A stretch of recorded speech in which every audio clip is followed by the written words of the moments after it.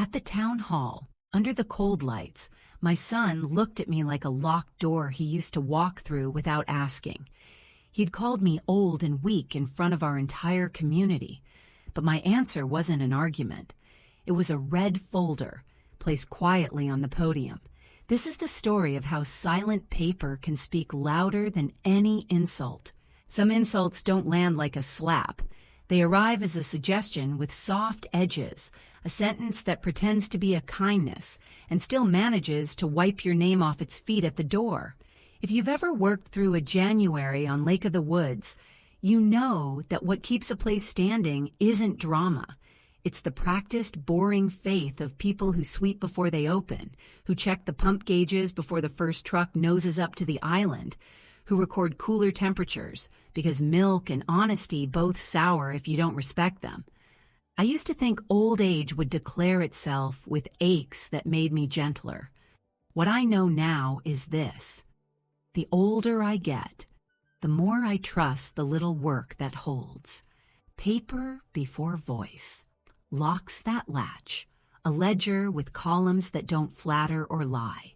That's not weakness. That is the strength you learn after outliving someone you love and running what they left you through winters that don't ask permission to be hard. My name is Mara Ellison. I'm 62, a widow, and I run Ellison's general store and cabins on a bend of highway outside Kenora. We sit where the pines keep their own counsel and boats hum like contented wasps when the wind is right. 2 pumps under a tin canopy, a store that smells like coffee and bait, and 4 cedar cabins looking at the lake like men who remember to take off their hats in church. The building out back that holds my life is not pretty. A cinder-block room with a steel door, cheap shelving, and the old safe Bill bought used in 1991 because it weighed more than our marriage at the time, and he found that funny. In that room, I keep a binder where every month gets a tab and every tab has the same headings. HST filing, fuel delivery slips, payroll, supplier invoices, service tickets, cooler logs, insurance renewals. The binder never asks me if I'm tired. It accepts the day as proof. I wake at 4:45. Even in summer, I move like a winter person. Socks first, kettle on, radio low. I unlock the forecourt and listen for the metallic yawn the canopy gives when the air warms from night to morning. I check the sump alarms and the interstitial monitor on the double-wall tanks because damage doesn't always announce itself with a leak. Sometimes it starts as a number that detours. I walk the island with a rag and wipe away yesterday, and when the first pickup pulls in, I'm ready to lean on the counter and count change, like we're practicing something together. In July, the cabins fill with families and fishermen and people who needed to talk themselves into joy. In February, we sell propane and coffee and the kind of small talk that keeps a town from freezing up. I live in the little rectangle behind the store where the linoleum is clean and the table is scarred and the chair remembers how I sit. My son, Landon, came home last fall with a big city confidence that made the door frame seem a size too small. He is 35, handsome in a way that can be a man's enemy when he forgets to sweeten it with humility. He left for Toronto at 19 to be a designer of things that live on screens. When the tech firm folded this spring, he called to say he wanted to help me modernize. The sentence landed like relief. I was tired of fighting the debit machine and the new tax portal alone. He brought with him a woman he introduced as his partner in work and life. Bryn, 32, a real estate agent who specializes in lake properties. She knows what filters do to sunset and how to sell a shoreline without mentioning the black flies. The first weeks went well enough. Landon swapped the old POS for a cloud-based system that doesn't make the day's end feel like math punishment. He set up an Instagram and posted a picture of the coffee machine at dawn that made strangers message me to say my life was a mood. Bryn suggested we standardize the cabin linens and offered to stage one to show the experience. I let her because I know the difference between making a bed and making a point, and sometimes letting someone make a point saves an argument elsewhere. Spring thaw brought hope and a leak under pump 2 that wasn't a leak at all. just frost heave making itself known, but it got me out of bed at 2 a.m. anyway. I stood in the forecourt in my parka and watched the moon do its one useful trick, proving light is cheap when you don't have to pay for it. I tightened a coupling with Bill's old wrench, wrote a note for the service tech, and went back to bed with the kind of relief a body earns by choosing work over panic. The insult snuck in with the geese. It was the last weekend of May, the one I mark with a barbecue to say thank you to the regulars who keep us alive in months when tourists think the highway closes. I bought too many buns and got the grill going in the gravel patch by the propane cage. The air smelled like meat and lake, which is as close as a general store gets to a hymn. Neighbors came and leaned on the truck beds, the way men do when they mean to say something important, but start with weather first. Kids ran in and out for popsicles. A woman from Winnipeg who has been renting Cabin 3 since the year her father died brought me rhubarb cake and an apology for not frosting it. We laughed like old friends because we are. Bryn had made a slideshow on a tripod she set up under the awning. The first slides were harmless. Old photos of Bill and me building the first deck, summer shots of dusk when the loons bossed the soundscape. "We're honoring the past," she said. "Just wait for the new." People cheered politely. Landon stood jeans clean with a microphone on a stand because apparently we own a microphone now.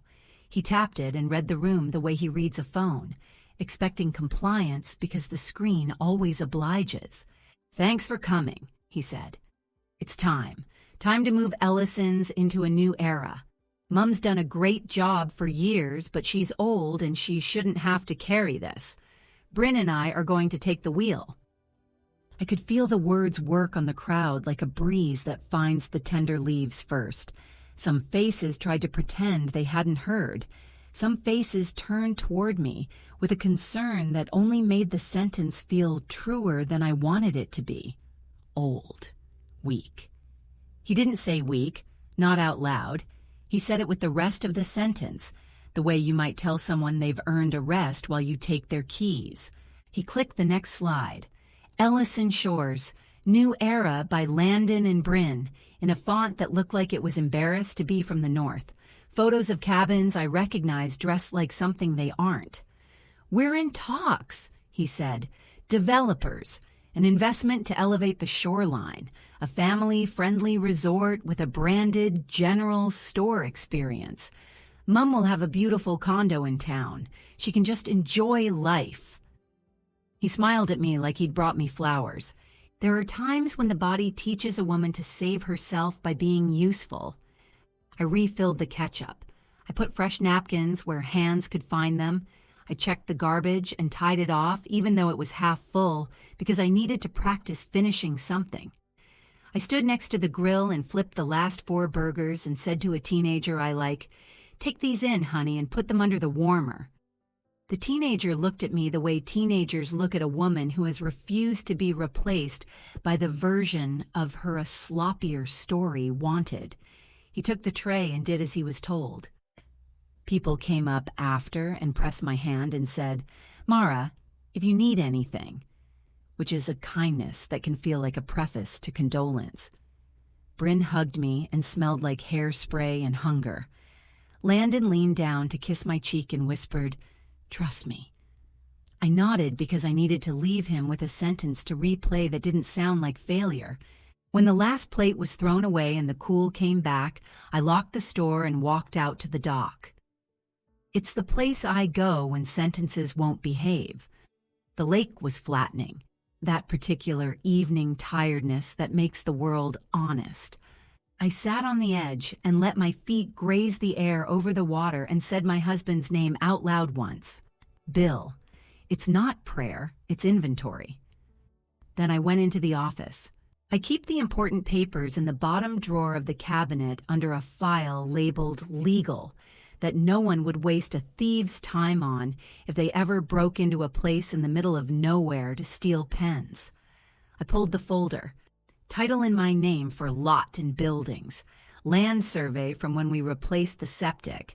environmental compliance report from when we installed the new double-wall tanks, insurance policy declarations with my name as named insured, HST number printed bold in a kind font, payroll records for the kids who have grown up and brought their babies back for gas, cabin rental agreements, a copy of Bill's will. The ink faded, but the lines sharp. I laid them out on the desk like a story I could still write. Then I opened my email because sometimes, against my better judgment, I look into the pit where truth hides. I found a note from an address I didn't recognize, an assistant at a development company in Winnipeg.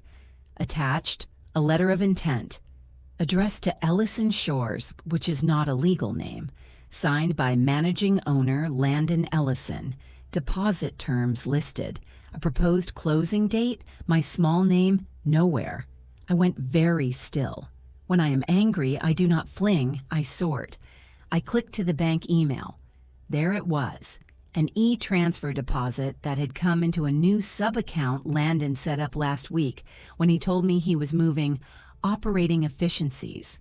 I clicked through to insurance, a note from Bryn to our broker, asking to update primary contact to Bryn and add event coverage capacity in Q3 for branded launch.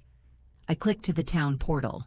I found an application for a minor variance on a parcel number I know like a face, submitted by a representative on our behalf. The words recreational rezoning process to follow made my teeth hurt. The phone rang as I was counting the till with Lila, the teen who is saving for community college and stacks quarters like building blocks for a life. It was a reporter from the local paper, respectful voice, careful towing of the line between curiosity and intrusion. We understand there's a rezoning conversation Wednesday, she said. Would you like to comment? Only this, I said. We sell gas, coffee, and quiet cabins. We have no plans to sell our name, our land, or our neighbor's peace. She asked if she could use that. You can, I said, if you add that our hours are 8 to 8 and we take cash, debit, and manners. He had brought me a shovel and a place to dig. I slept badly. Dreams of water going where it shouldn't. The fear most people call by other names kept knocking on the door of my patience. At 4, I gave up, boiled water, and sat at the small table to make 2 lists in my blunt pencil. One was called, What I Paid For. The other was called, What He Forgot. Under the first, I wrote the winter I sold Bill's truck to cover wages and taxes when the road shut down, and we were open mostly for men who needed to tell themselves the world still had places like this. I wrote the double-wall tanks and the spill kit and the inspection that said good in a way that made me cry. I wrote the new cooler after the old one coughed its last. I wrote Landon's tuition for his second year when he was ashamed to ask. Under the second, I wrote, HST remitted on time for 22 years, fuel slips that add up, payroll paid even when weekends were cruel, receipts for bread and beer. The time we opened on Christmas morning because a neighbor's generator had empty tanks and his father's oxygen concentrated only when the power stayed. These aren't debts anyone is legally required to repay. They are the quiet arithmetic a mother does to keep herself from confusing love and harm. I went out and opened the store. Work does what it does best. It insisted on being done. I ran the morning journal, compared it to last night's Z report, adjusted for the cash deposit I could hold in my head the way some people hold a tune. At 7, a line of trucks formed, and we fed them. I poured coffee for a man who drives plow in winter and teaches his grandson names in summer. He said, "Heard there was a speech." I said, "There was." He said nothing else, which is how some men sing. Around 10, Landon came in with a smile that sold more than one person. The lie that charm is competence. We crushed it, he said. Lots of interest. We can get Mum set up so she can relax. Condo by the mill, all new appliances, no more plunging toilets. He laughed at that like I hadn't been doing the very thing that kept his prospects possible. I handed him a box of oil filters and asked him to stock the shelf. He did it in that careless way of a man fitting a job to his mood. I moved behind him and turned all the labels to the front, because labels should face the world, not sulk against the wall. After lunch, I called my neighbor Nora to watch the till for half an hour and went to the bank. Kenora banks better than people think. Money here is dull and honest, which is how I like my company. I sat with the manager, a woman with straight hair and straight ethics, and explained that there had been a deposit into a sub-account I had not authorized. She pulled up the profile, frowned, and said, "We'll need to adjust permissions." "You'll need to lock them," I said. "Dual signatures for any transfer above 500. Remove Landon as an online user. Send me paper confirmation, and let me move that deposit into an escrow pending legal review." She nodded like a woman who respects a sentence built on a backbone. We did the forms. I signed where the lines asked me to. I left with copies in the red folder and a small breath in my chest that didn't hurt. I stopped by the insurance office next. Our broker is a man who wears his tie like he tolerates it. He looked at Bryn's email and said, "We don't change primary contact without owner authorization." I signed a letter, restating exactly that, adding that event coverage wasn't just a switch you flip. "Any construction or events without my approval are not covered," I said, "and I'd like that in writing in case anyone wants to test the edges." He printed a letter with that sentence.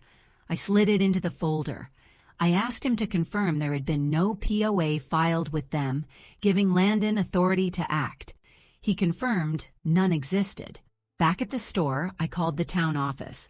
The clerk on the variance desk knows my voice. "I'm looking at an application about my property," I said, "submitted by someone without authority. Please mark it as contested and require proof of authorization." She said, "I can do that now." I heard keys clicking like good rain. She gave me a date for the next planning meeting, and I wrote it in block letters on the calendar that hangs by the door to the office. The good pen did not blot. The day went on. A father and son came in for worms, and I asked the boy if he wanted to touch a leech. He did, bravely. He told me his mother says bravery is best when it helps something else live. I put the jar back with the tenderness you save for creatures you spend your life pretending you don't mind. A woman from town bought a bag of ice and told me she liked the way my coffee is coffee, not dessert. I nodded like a person who knows sugar is a fence. Too many people jump without their boots on. In the late afternoon, Landon came into the office, phone in hand. "Quick signature," he said. "POA, temporary. It'll help move paperwork. Then we can all relax." He set the paper on the desk. The line for my name looked open and hungry. I didn't sit. I looked at the page and then at his face. I could see the boy under the man, the boy who broke his arm falling off the dock because he believed the board would hold him. "No," I said. He smiled like I was being silly. "Mom," he tried, "you're making this harder than it needs to be." "No," I said again, softer, because softness makes a no harder to fight. "If you have a plan that respects what is mine, you can show it to me. If you need power of attorney to make your plan work, your plan shouldn't happen." He pulled his mouth into a shape that would make a weaker woman think she had failed at something. "You're old, Mom," he said, without a microphone this time. "You're weak. You can't keep doing this." He didn't raise his voice. He didn't need to. He had kicked a door that had held for years and thought it would fall. Weak. I looked at my hands. I thought about the winter I carried 5-gallon jugs to keep a generator running in a storm that turned the highway into a rumor. I thought about lifting a man twice my size onto the cot in cabin 2 when his sugar dropped and his wife couldn't lift him and the ambulance was 20 minutes out. I thought about learning the sound of a pump that wants to quit and making it try again. I thought about Bill dying in August when the bugs still wanted to drink, and how I went to the counter the next morning because grief is not a customer we serve here. I am not weak. I am worn smooth in the places that matter. I said nothing then. I ripped a piece of packing tape, folded it back on itself like a mine might, and used it to pick lint off the desk. I gave him back the paper without folding it. "We're done talking about this like it's a favor," I said. "I'll be at the town hall meeting." He left with a dramatic sigh that made no wind. That night, I called my family doctor's office and asked for an appointment for a capacity assessment I did not need. "Why?" the receptionist asked kindly. "Because my son needs to hear someone else say I can sign my name and understand what that means," I said. She gave me a time 2 days later. I put it in the calendar under the words, "Watch me." I also called a lawyer in town who had helped me with Bill's estate. She said, "Come by tomorrow with your folder." I made tea I didn't drink and put the red folder on the table like a pet that knows when to behave. I added one more thing, a list of my staff with their ages and school schedules, because I meant to protect them if this turned into a mess that would throw their checks late. I wrote the words, "Community Trust," on an index card and underlined them twice, not because I knew what they meant yet, but because I like to put a stake in the ground where I want a conversation to happen. At dawn, I did the useful work.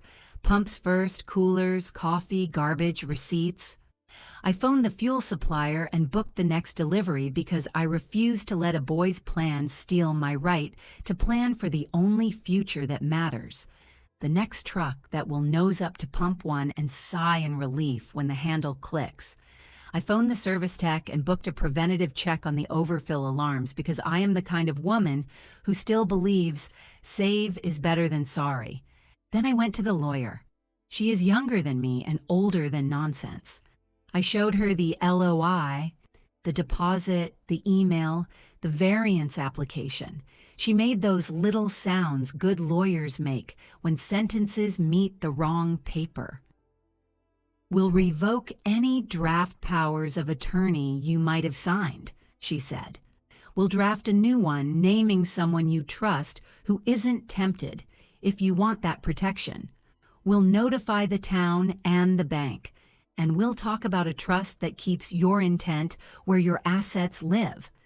She printed things. I signed. She wrote a letter on her letterhead, stating plainly that any instruments signed by Landon on my behalf were void because he lacks authority and capacity is intact.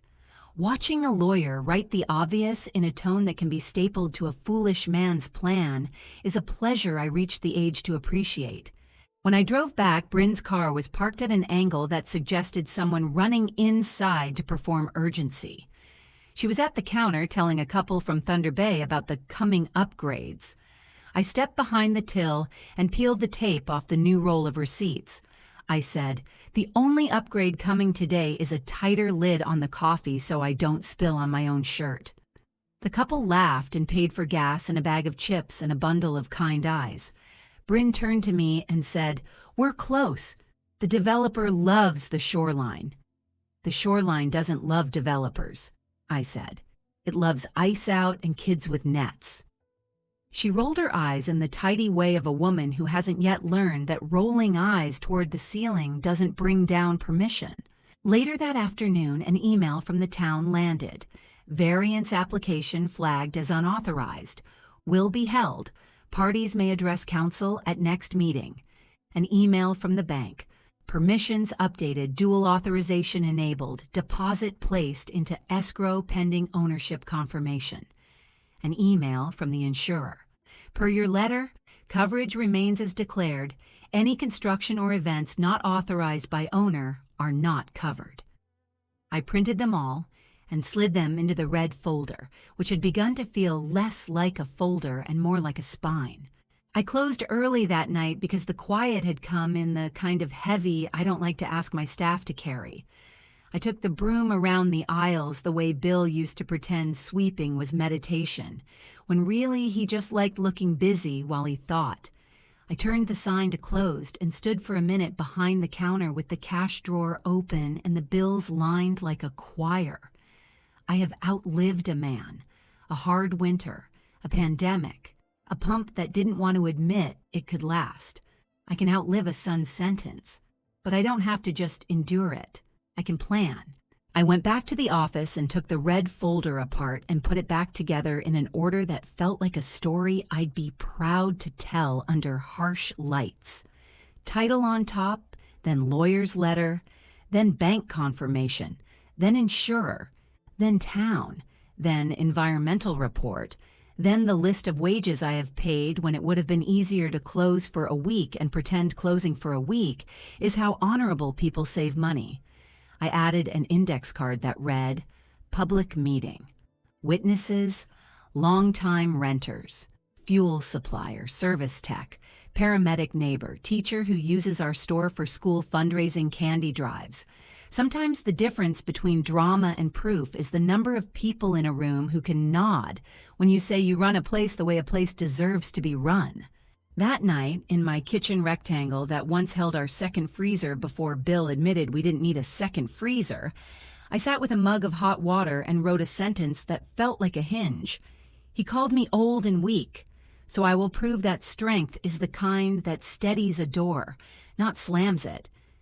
I taped the sentence inside the front cover of the red folder because future me has a habit of forgiving too quickly when someone I love makes a mess. I don't want to be mean. I want to be sure. Tomorrow I'll make more phone calls. The doctor for the capacity letter, the accountant for a clean set of books the council can understand under fluorescent lights, my niece, Nora, to ask whether she'd be willing to serve as co-attorney in case I ever do trip and need someone decent's hand on my shoulder. I'll post a notice on the bulletin board where people buy minnows and pick up local news. Ellison's community update next Wednesday, 7 p.m. at the store. Coffee provided. No amplified sound. I'll put one at the library and one at the Legion. I'll invite the developer because a person should be allowed to hear the words no and community in the same paragraph. For now, I'm going to set the alarm, wash my face, and sleep the way women like me sleep when we've decided we won't let anyone call us weak and get away with it. If you're reading this, and if you've ever been told to step aside from your own life, the way a chair gets pushed back to make room for a better table, hear me. We don't need fireworks. We need a folder, a plan, and a room full of people who recognize the sound of a pump doing its job. Some confrontations don't look like arguments. They look like errands. A doctor's waiting room with January lighting, even in June. A bank desk where the stapler is heavier than pride. A lawyer's printer humming out pages that fence in a future you intend to survive. People think strength announces itself. Out here, strength checks the cooler temperature, then prints a registered letter.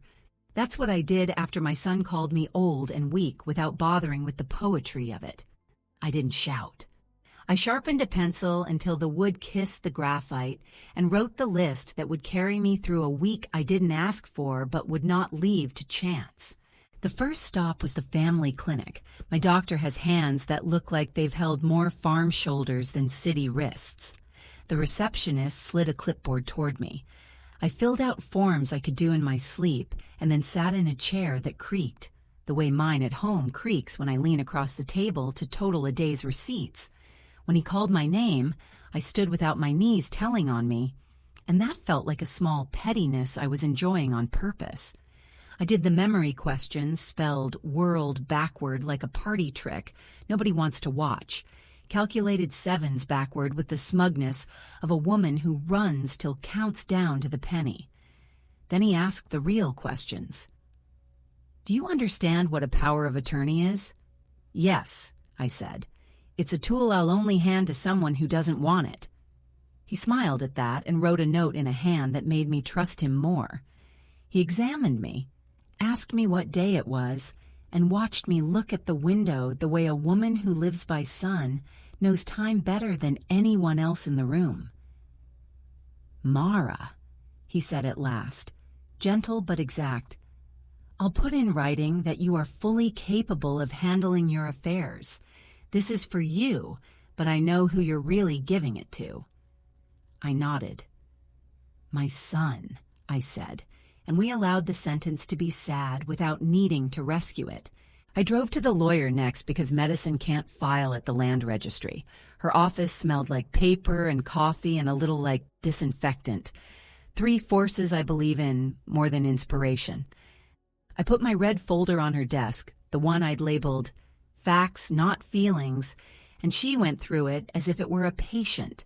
We revoked any draft powers of attorney I might have carelessly signed in better moods. We registered a fresh continuing power of attorney for property, naming my niece Nora, accounting clerk at the town and allergic to nonsense, as first attorney with my neighbor Rita as alternate. Not Landon? The lawyer asked, neutral. When he loves me more than my land, I said, not cruel, just precise. We drafted a simple power of attorney for personal care, too, for later. You're healthy, the lawyer said. I like giving my future the tools to treat me kindly, I said, and signed the lines where my name belongs, the letters striding across in the handwriting of a woman who learned to pen checks before machines pretended to be better at it. We prepared a letter on her letterhead to the Developers Council. Any letter of intent purporting to bind my property is void. The person who signed had no authority. Any deposit accepted has been moved to escrow. Any further contact regarding sale must come to me in writing, with a legal name that matches the title you will find at the land registry. She slid it across for my signature. I didn't savor it. I stapled it to the workday. Then we spoke about the thing I'd written on an index card late at night when the house sounded too empty to make wise echoes. A community trust. You don't have to decide today, she said. We can pre-draft terms. Conditions about cabin rates, employment for long-time staff, fuel access in winter storms, maintenance of the general store as a community service. But for now, the first step is the hardest. Decide you'll put your intent somewhere. Paper can defend it when your voice is tired. I said, draft it. I'll sleep better with the bones on my desk. She drew boxes on a legal pad, labeled them with words that stopped me shaking. Trustees use restrictions, price caps, succession. I left with copies. Bank letters, lawyer letters, the clean POA, a draft declaration for the trust, and drove back in a weather that only northwestern Ontario knows, where the sky threatens rain, just to keep you honest. At the store, Nora waved from behind the counter. She'd come in on her lunch to balance the petty cash because she likes doing math with a cash drawer the way some people like crosswords. You owe yourself a raise, I told her. Give me a Tuesday and a signature, she said, eyes sliding to the red folder. You mean give me Tuesday and 2 signatures, I said. We smiled the tired smile of women who have learned to prefer paperwork to pity. I phoned the bank manager and read her the file numbers from the dual signature forms. All set, she said. Transfers above 500 now need 2 approvals. Your son's user access has been removed. The deposit is in escrow pending verification of authority. She promised a paper letter, and I asked her to send it to the P.O. box, not the store, because I believe filing cabinets deserve exercise as much as bodies do. Then I called the insurance broker and asked him to issue a fresh certificate naming Ellison's General Store and Cabins. My legal name, not anyone's mood, and stating that event coverage is excluded unless I approve, in writing, with full proof of the other party's insurance. You're enjoying this, he said, surprised. I'm enjoying watching boundaries learn to stand, I said. The next call was to the town clerk who handles planning applications. Variance app flagged, she said. We'll list it as unauthorized. There's a public meeting next Wednesday at the hall. The developer has slotted a presentation for a resort concept. You'll be given time to respond. I'll bring my folder, I said. Bring your patients, she answered, and a witness or 3. Witnesses I have, I wanted to say. They come for worms and ice and prescriptions for the kind of loneliness a store like mine fills without pretending to be medicine. I printed the notice and taped it to the glass door beside the ice chest. Town Hall, Wednesday, proposed rezoning discussion. Then I brewed a fresh pot of coffee because truth sits better with something warm in its hand. Late afternoon brings the men who work with their backs, and I fed them. Bryn glided in with her phone at her thigh and asked if I'd seen the article in a regional magazine about revitalizing lakefront commerce. I saw it, I said truthfully, because someone had left it on the counter. It had a photograph of a wooden dock somewhere that knew nothing of our winters, with a caption promising that legacy businesses can be reborn. I put it under the stack of oil change reminders and let it be reborn as a surface for greasy hands. At 6, when the shadow of the canopy gets long and makes the gravel look like someone fixed it, Landon came back. He had a look city men wear when the thing they want is encountering the one kind of woman who won't give it to them. The mother who paid their tuition and taught them to check their oil. "We've got momentum," he said. "The developer wants a site walkthrough tomorrow. Nothing binding, just due diligence. Don't make this adversarial." "No walkthrough," I said. "No meetings. No due diligence on land that isn't due to anyone.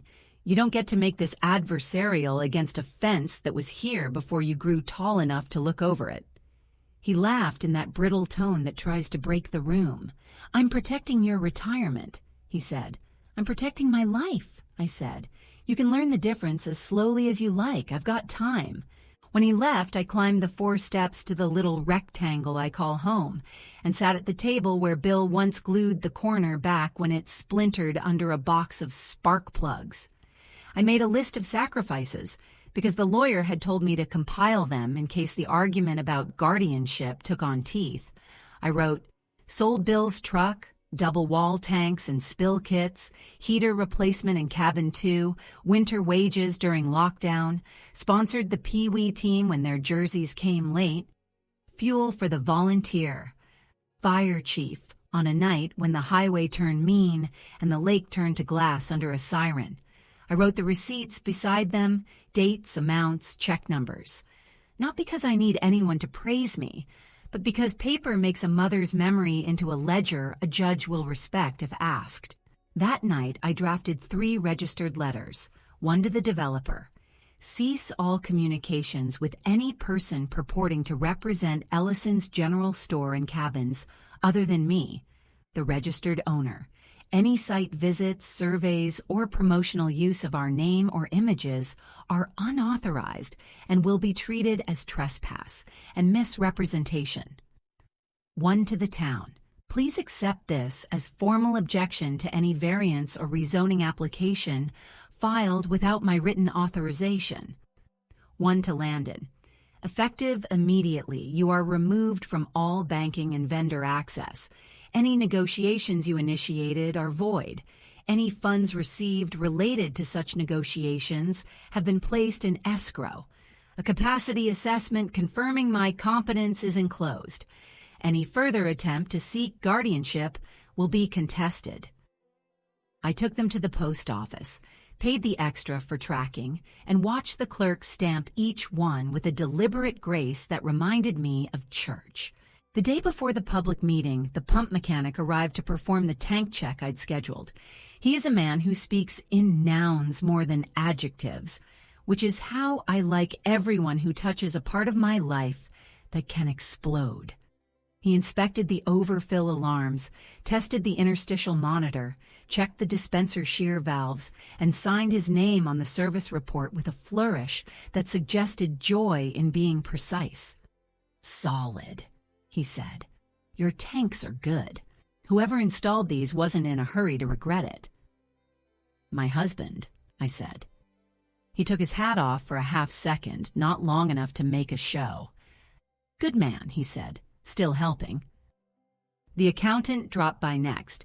She's independent, likes receipts that aren't sticky, and brings her own stapler like a musician bringing his own fiddle. We printed trial balances, reconciled bank statements to the Z reports, tied the cash logs to deposit slips. "Clean," she said. "If I was on council, I'd like seeing this." I slid a copy into the red folder behind the lawyer's letter. The folder had begun to take on weight that made me stand straighter when I carried it, the way a baby on a hip can fix a mother's posture. The phone rang as I was counting the till with Lila, the teen who is saving for community college and stacks quarters like building blocks for a life. It was a reporter from the local paper, respectful voice, careful towing of the line between curiosity and intrusion. "We understand there's a rezoning conversation Wednesday," she said. "Would you like to comment?" "Only this," I said. "We sell gas, coffee, and quiet cabins. We have no plans to sell our name, our land, or our neighbor's peace." She asked if she could use that. "You can," I said. "If you add that our hours are 8 to 8 and we take cash, debit, and manners." That evening, under a sky that was finally being honest about rain, Bryn posted a countdown to tomorrow's big step, sight walk, with a picture of her boots on a dock that was not mine. I printed it and put it in the red folder. Then I walked the property line, not because I didn't know it, but because I like being reminded where my yes stops and someone else's begins. The neighbor's dogs barked in the distance. A loon punched its sound into the air. The wind lifted my hair and set it down again the way a woman considers a decision and sets it aside to make dinner. Wednesday arrived big with weather, and then decided to be calm by 6. I put on my good shirt and my no-foolishness face and drove the 5 minutes to the town hall, which is a hall because it has chairs and a clock and a heating system that is sometimes in a mood. The council table was set with microphones like you'd set a place for a hard conversation. People came. I didn't count them. I counted the stories they carried. Truckers, teachers, lodge owners, my paramedic neighbor who once bought gas on a night so cold we refilled the coffee twice, while he told me about a highway miracle. Landon and Bryn came in late, sat forward, whispered. The developers' team arrived in matching jackets that made them look like a chorus. The chair of the council, a man whose mustache has witnessed more budget meetings than any human should endure, opened the session. The developer presented slides of smiling families, revenue projections, the word activate used like a solution. Bryn nodded at intervals like punctuation. Landon looked at me the way a person looks at a locked door they used to walk through without asking. When the chair opened the floor, I stood and carried my red folder to the little podium as if it were a child who needed to see over a fence. I didn't start with a speech. I started with paper. Title deed, name up where it should be. The doctor's letter, full capacity. The lawyer's letter, no authority granted to sign. The bank's letter, dual signatures, escrow deposit, sub-user rights removed. The insurance broker's letter, no coverage for construction or events without my written approval. The service report on the tanks. The environmental compliance certificate. The accountant's reconciliation. I laid them in a neat row because neatness is respect made visible. Then I spoke without raising my voice. "My son told me I was old and weak," I said, letting the words sit long enough to stop being theatrical and start being ordinary. "Here is what strength looks like where we live.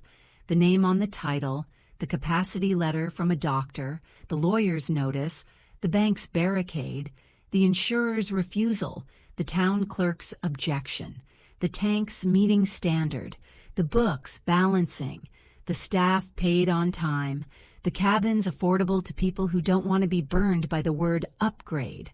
I run a store." He ran his mouth. There was a something in the room then. Not applause, not outrage. The feeling you get when a snowplow appears at the top of a hill you thought you'd be stuck on until spring. I didn't push it. I turned to the gallery and asked for witnesses. Rita stood and said what needed to be said about winter deliveries and riffling through the till for loonies when a man's luck ran short and his wife had a prescription to fill. The paramedic talked about us opening in storms. The service tech held up the report and said, "These tanks are good for years." The accountant said, "The books are clean." A longtime renter from Winnipeg with rhubarb in her soul said, "Some places should be allowed to be exactly what they are." It wasn't theater, it was testimony. Landon tried his sentence then. "Mum, you deserve to rest." "I will," I said. When the pumps are quiet and the staff paid and the cabins clean and the ledger reconciled and the dishes done, Bryn asked the council to consider the broader vision for the lakefront. The chair looked at my accountant and then at the file in front of him with the heading Variance Application and said, "The broader vision includes the authority of the person who owns the land." The council didn't vote that night. These things take a minute because the people who do them know permanence deserves time. But the chair said the application was incomplete and unauthorized and would be recommended for refusal if refiled without my written consent. He noted that the insurance and environmental documents would make any construction a practical impossibility without me. He thanked everyone and banged the little mallet nobody takes seriously until it looks like it intends to leave a dent in a table. I drove home slowly, a thing I allow myself a few times a year when dignity has earned enough interest to pay out in miles per hour. At the store, I locked the door and stood in the aisle where the motor oil meets the laundry detergent. I let my hand run along the boxes and thought about the way a shelf is a promise. If you put the right things on it in the right order, a stranger will find what they need without having to ask. That's what I'm building with this folder, these letters, this stance that refuses to collapse when somebody calls me weak. A shelf of proof, a place where the truth is reachable without performance. I'm not done. If the council refuses the variance, the developer will pout for a season and then go dress another shoreline in promises. If they don't refuse it, I'll appeal like a woman who didn't spend 40 years learning which forms matter. I'll file the trust, tighten the policies, make the two-signature rule such a part of the day that even I can't break it by accident when I'm tired and thinking about Bill. I'll change the alarm code, update the vendor files, and stand at the counter where I belong. Tomorrow I'll open at 4:45, sweep before dawn, and run the logs before I run my mouth. And in a week, if the council puts ink to what they implied with eyes and mustaches and sighs, I'll make coffee stronger than usual and invite the regulars to stand around the island while I tape the decision to the corkboard with the good blue tape. I'll thank them for coming out and being witnesses. I'll thank the boy who touched a leech and his mother who taught him the right kind of brave. And I'll write one last letter, a calm, neat one, to my son, explaining the conditions under which he might earn back a place that requires signatures and not speeches. That's for next time. For now, I'm going to put the red folder on the chair beside my bed and let it stand guard. Strength doesn't sleep exactly, but it rests. It knows morning will need it. Some resolutions don't come like summer rain. They arrive like a letter slid under a door. Plain envelope, typed name, the soft sound of something official choosing you. The Monday after the town hall, I unlocked the store at 4:45, ran the pumps test, wrote the cooler temperature, 2 down, need his mercy, then put the kettle on the back burner of the old stove because caffeine and patience work better in a duet. By 8, I had sold 4 coffees, a breakfast sandwich to a man who apologized for dropping crumbs like he was confessing a sin, and 2 bundles of wood to a couple in sandals who would regret sandals by dark. I was halfway through the register tape when the first envelope came. Brown, windowed, the town's crest printed tidy in the corner. It felt heavier than paper when I held it, which is how you know something inside has agreed to be a fact. I didn't open it at the counter. I carried it to the office, the cinder block room at the back that smells like paper and oil and the kind of quiet that doesn't have to prove itself, and slid it with the dull knife Bill once used to open spark plug boxes. Inside, minutes from the meeting, the planning officer's note, and this sentence, application incomplete and unauthorized, recommended refusal. I set the page on the desk and pressed my palm against it until the ink felt warm. I am not a crier, but I breathed like my lungs had set down a crate. The tide in a small life isn't dramatic. It's a comma that lands where a dash used to be. By 11, 2 more letters had joined the first.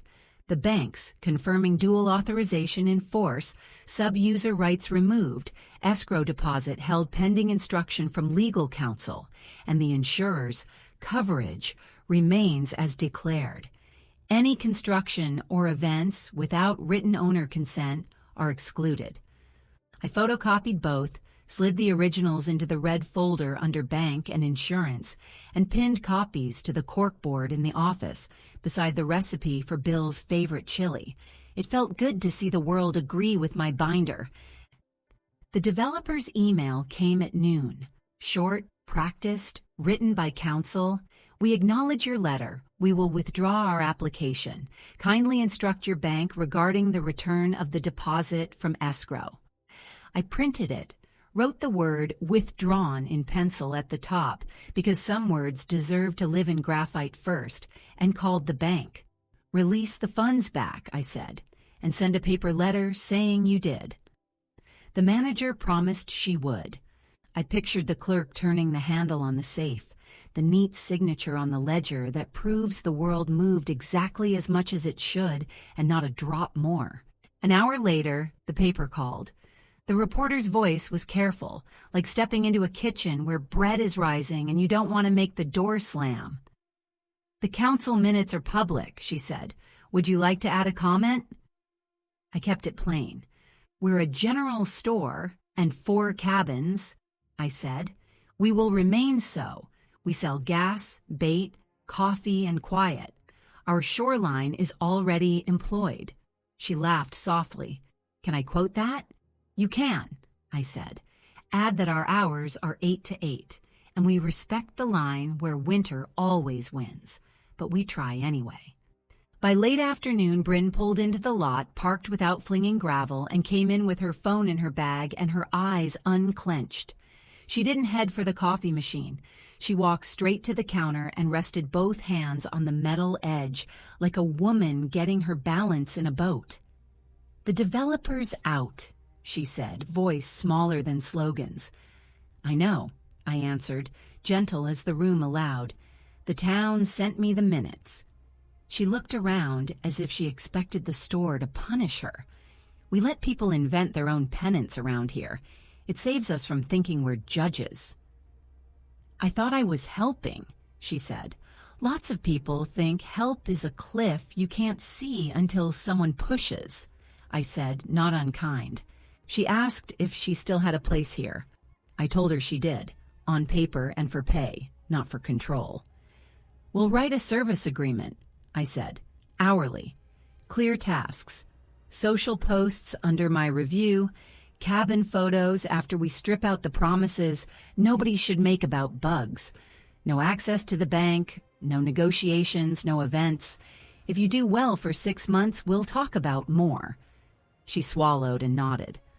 I can do work, she said, not just ideas.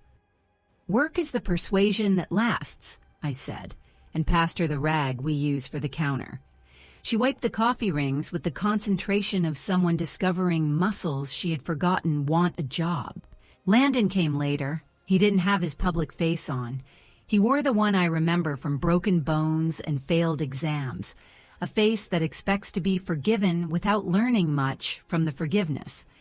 He leaned on the counter and looked at the floor because floors are honest and don't pretend to be an argument. I got the council minute, he said, and the developer's email. I waited. When you raise a son, you learn to let silence do part of the teaching. I made a mess, he said, aiming for confession and landing in inventory. You tried to sell a thing you didn't own, I said, not raising my voice because facts deserve neutral ground. He nodded and looked toward the cooler. I thought you'd be relieved, he tried. From what? I asked. He didn't have a cheerful line handy. He had the next right one. From carrying everything, he said. You call it carrying, I said. I call it living. He didn't argue. I opened the red folder and slid a paper across the counter, a repayment plan for the deposit expense he had attempted to reroute with operating efficiencies, and a second for minor purchases that had drifted out of bounds. The magazine ad, the website template, the fuel he comped to a friend for goodwill. The totals weren't punitive. They were math. He read, flinched without drama, and nodded. I'll pay, he said. Every month, I said. On the 1st, to the account you can't touch otherwise. Then I slid a second document across, the 2-signature resolution for store operations, with a fresh page that listed who those signatures could be. Mine. Nora, as co-attorney on property matters when needed, Rita when it was payroll week, and my hand was already writing too many names. "If you want back in," I said, "you can earn it. 12 months. No attempts to negotiate without me in the room. No press. You take the shifts that are long and the jobs that aren't fit for Instagram. Propane fills in sleet, cleaning the fish sink after a week of men who forgot to rinse, morning cash count when the tape tears and your patience tears with it. You complete a small business management certificate at Confederation College. Night class, not optional. You learn HST filings with me standing there, and you file 3 clean returns. You respect that this place is older than your ambition. Then we talk." He looked at the paper and let the dignity in it rest on him. "Okay," he said, which is the most beautiful word a mother hears after a season of no.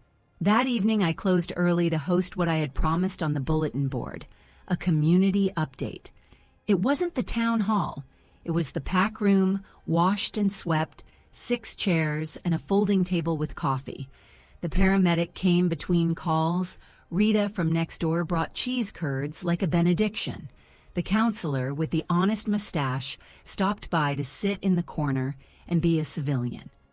I put the red folder in the middle of the table like a guest with excellent manners and gave the update I wanted to give, the minute I realized this story would need witnesses. The rezoning application is recommended for refusal. The developer has withdrawn. The escrow deposit is being returned. Insurance stays as is. No events. Banking is locked. Operations continue like they've always meant to.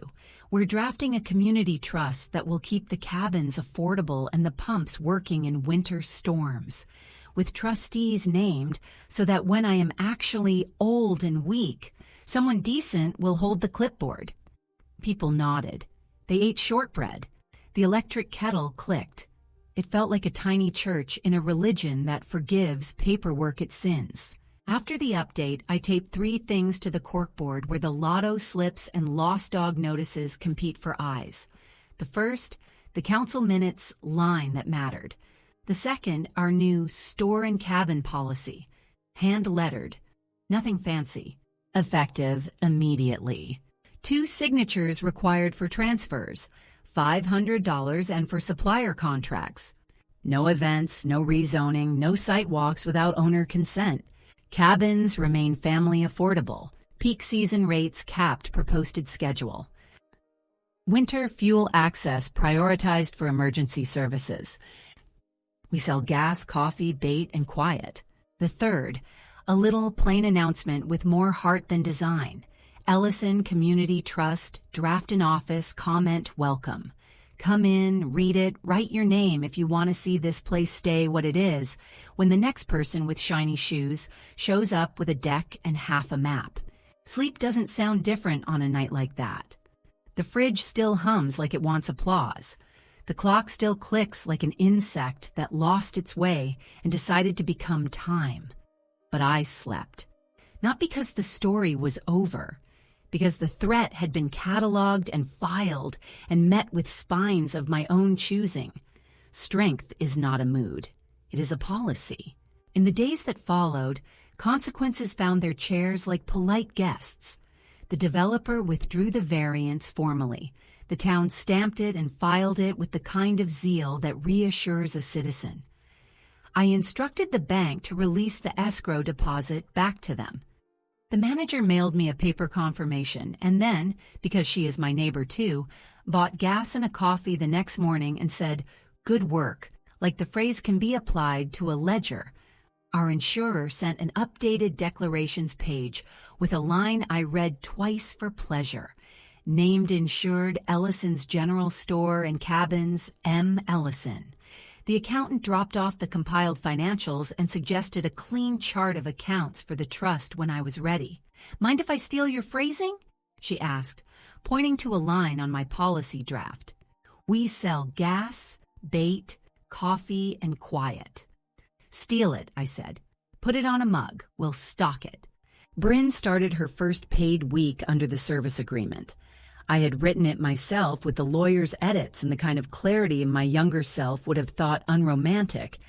Deliverables, approval process, confidentiality, termination clause. She photographed the cabins at dawn, no filters, just light behaving. She drafted a post about respecting the lake's pace and let me cut 3 adjectives. She answered phone calls about availability and learned the sentence that changes the day from doable to good. "We're full this weekend, but cabin 2 frees up Sunday, and I can hold it for you until noon." She wiped the counter when no one was watching. She swept the flies from the window ledge without horror. I watched her find the part of herself that likes to be useful, not just seen.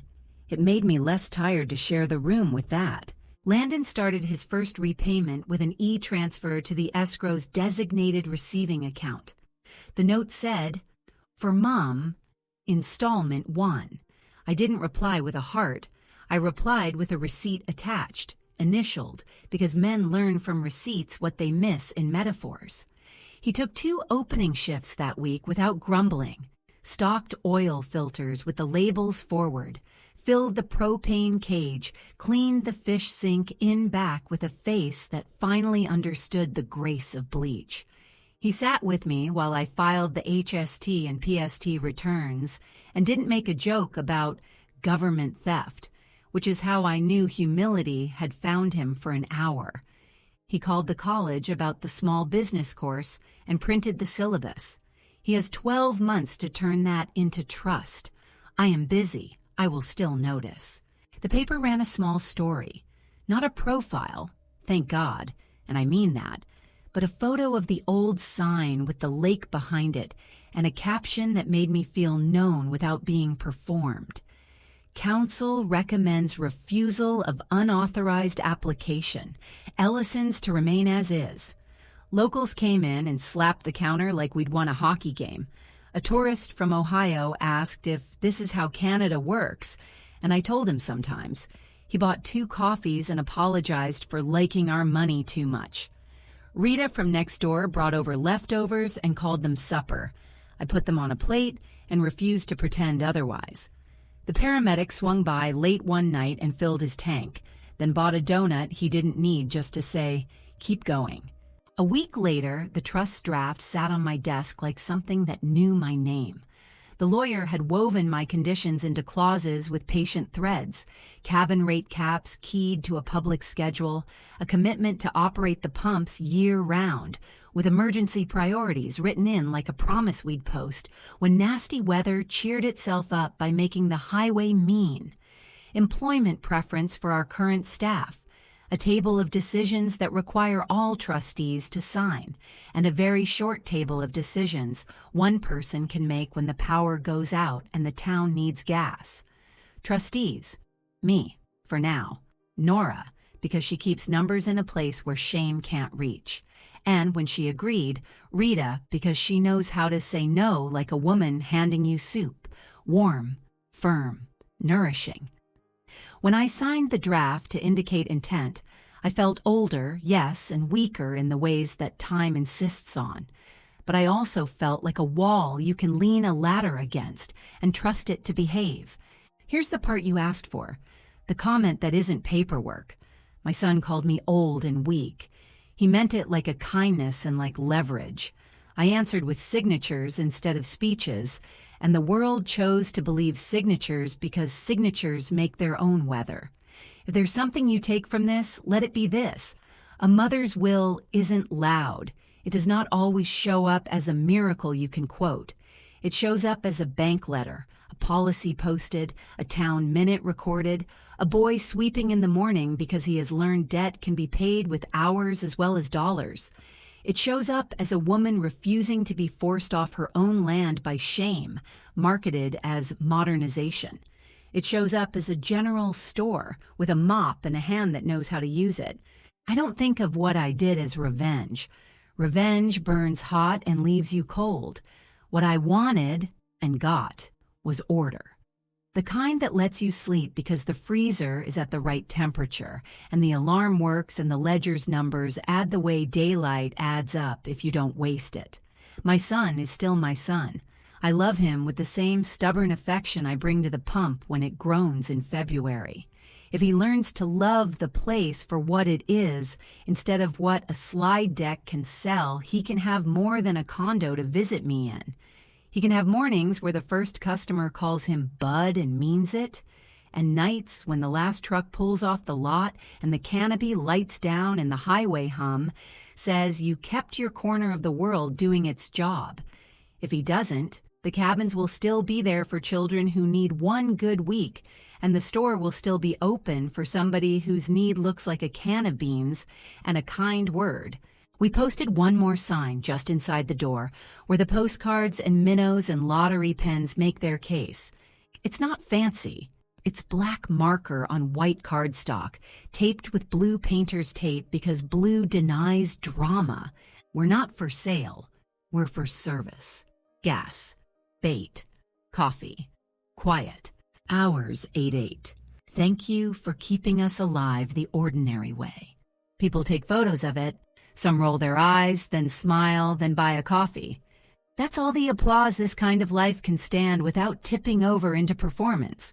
If this story felt like a hand on your shoulder, if it helped you imagine what your own red folder could hold, tell me. Like this, if it steadied something in you. Subscribe if you want more quiet, stubborn stories about mothers who keep places honest with receipts and rules. And comment. Have you ever been called too old, too weak, or in the way, and answered with policies instead of shouting? What did you put in your folder? Who signed? What changed? If it rang true, share it with a friend who thinks progress means replacing what works. There will be another story when the lake thaws and the pumps test green. I'll be here at 4:45, same as ever, pen ready, lights on.